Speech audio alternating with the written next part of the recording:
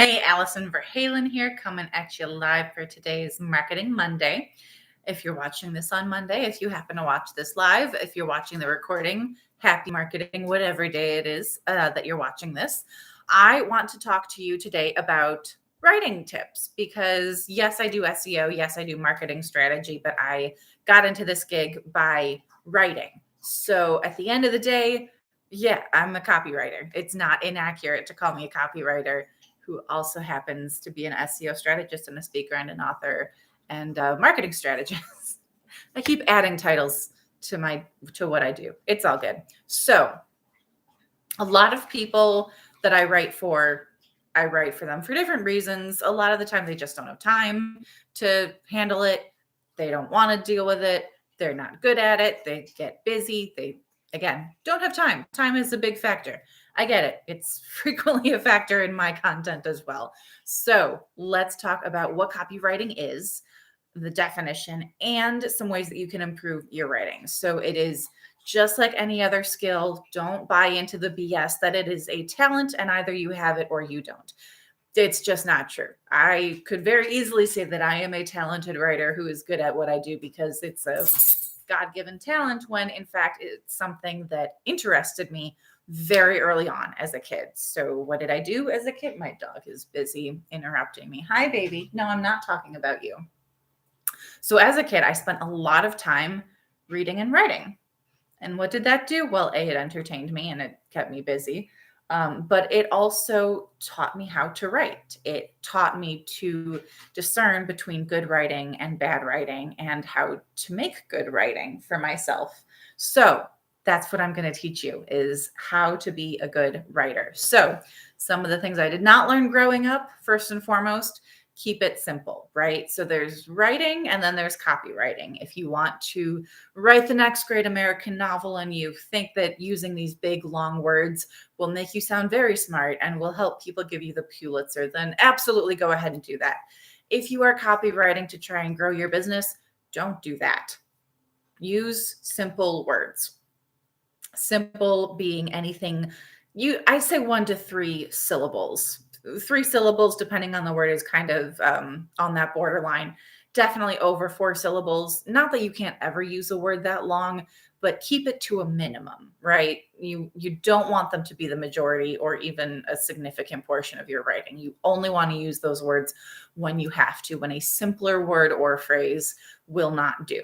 This does not mean that you are talking down to your audience. I hate the term dumb it down, so I don't use it, right? You're not talking to them like they're dumb because they're not. You're making the content super simple and accessible, right? So if there are people who can't understand those bigger words, you're not confusing them. If you confuse them, they're going to click away and keep moving. Even those of us like myself who read a lot and have extensive vocabularies, if you use a big word that we still have to kind of slow down, especially if it's a word we don't see very often. Our brain kind of makes that sound, right? As we have to stop and look at that word and go, wait, what does that mean? Oh, right. I know that word. Okay, now I can keep going. But you've interrupted us. You've interrupted the flow because we had to stop and think about that word. And now we're thinking about that word. And do we really know what it means? And when was the last time we encountered that word? Maybe we even have to stop and look it up. And if we do that, we're opening another tab. And who knows what rabbit hole we're going to go down on that tab while your website is up on another tab, completely neglected, gathering dust, right? So you want to keep it simple so people keep reading. The simpler it is, the more people are going to keep reading. According to a recent report by SEMrush or SEMrush, 41% of low performing content has too many complex words. So keep it simple. And step number two, keep it short. So the firm 99 Firms says the average time spent reading a blog post is 37 seconds, which is no time at all. That same study found that longer content performs better than shorter content. How can both things be true? Well, first of all, 37 seconds is the average. There's people spending a lot more time on content, and also people who click on somewhere and realize that's not where they want to be and they click away almost right away. So just because 37 seconds is the average does not mean that everyone is only spending 37 seconds reading your content. That is not what is happening. There's a variety of things happening. So in order to keep people reading, not only does your content need to be engaging and provide value, it needs to be easy to read. This means, again, avoiding complex words, like we said, and including tons of white space. So you have a paragraph. I see a lot of like one sentence paragraphs lately. I don't know if you really need to go that extreme.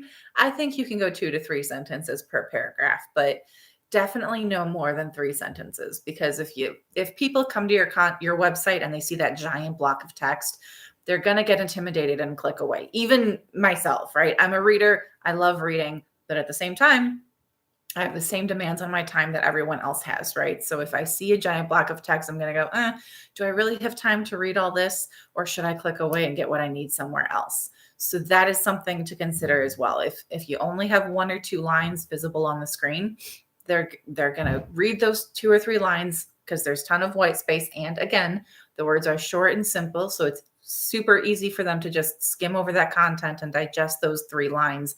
And then they're going to they're going to scroll just to the next line, and then just to the next line. And before you know it, they've read 1,000 words without even realizing it. So you can absolutely get them to read longer content if you structure that content correctly. And by the way, going back to keeping the content simple, the words simple, I forgot to mention, do not include jargon or industry specific acronyms. Avoid those as much as possible.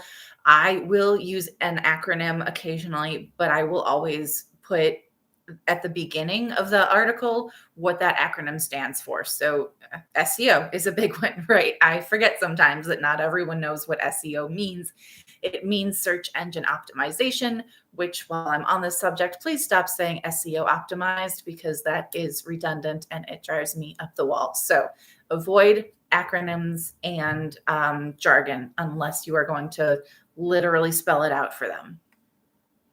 Next tip is to read. The one thing all great writers have in common is that we read a lot. So read, but don't just mindlessly and absorb information, right? When you're reading, you really want to think about whether it's good or bad, and then think about why it's good or bad. What is it about the writing that makes it good writing or makes it bad writing? So read and absorb all you can and think about what you like and what you don't and why.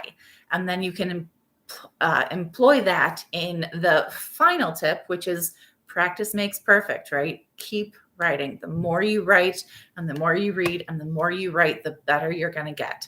And the faster it's going to go too, right? I talk all the time about the fact that I can create content faster than AI can do it for me, because I'm a super fast writer because I do this all day, every day, right? So that is it. That is my 4 tips for you on how to become a better copywriter. If you have any questions, you can reach me directly at info@AV, as in my initials, Allison Verhalen. So that is info@avwritingservices.com. And my website is avwritingservices.com. And there's a ton of information on there that you can enjoy as well. That's it. Have a great week and happy blogging, everyone.